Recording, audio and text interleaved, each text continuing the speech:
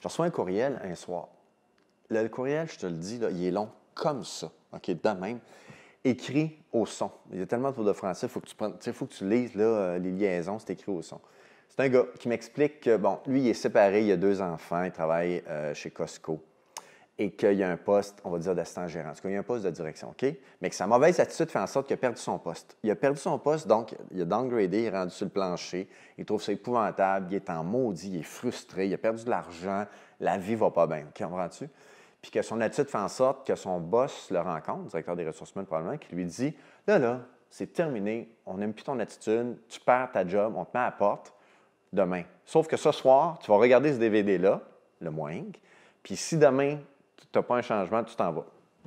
Et le gars est obligé de regarder le DVD. Son boss, il a dit, tu regardes le DVD, sinon tu perds ta job. Fait que le soir, il regarde le DVD, ça a été un « ing ».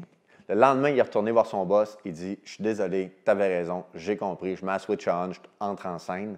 Et il a changé son attitude, il a retrouvé son poste de gérance, on va dire, là, puis qui dit que dans sa vie, ça a changé sa relation avec ses enfants, ça a changé sa vie, son attitude, que la vie est belle grâce au moyen, puis il m'écrit ça.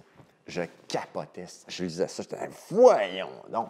Fait que là, j'appelle le lendemain matin, j'appelle ce Costco-là, c'est à Boucherville. Je peux-tu parler à un tel, tu sais, son boss? Oui. Je dis bonjour, je me présente, c'est le même groupe. Tu dis, monsieur Boudreau, on vous connaît. On a votre DVD, notre employé. Oui, justement, il m'a écrit. J'ai dit, je vais aller le voir. Il dit, hein? Je vais aller le voir. Fait que, on est monté à Boucherville, je rentrais au Costco. Il m'attendait, le directeur des ressources humaines m'attendait. Puis à un moment donné, il a appelé ce gars-là, il a dit un tel, t'es demandé en avant. Fait que là, le gars s'en venait. Puis moi, j'étais dos à lui, tu sais, j'étais avec le gars de RH, j'étais comme ça.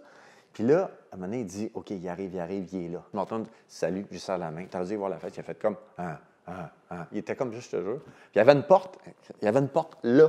Il me prend par le bras, il rouvre la porte, on rentre ensemble là. C'était une espèce de débarras pour une chaudière, une mop, un balai. C'était vraiment drôle. Là. Le gars, il pleurait. Puis il allait dans ses bras, on broyait les deux.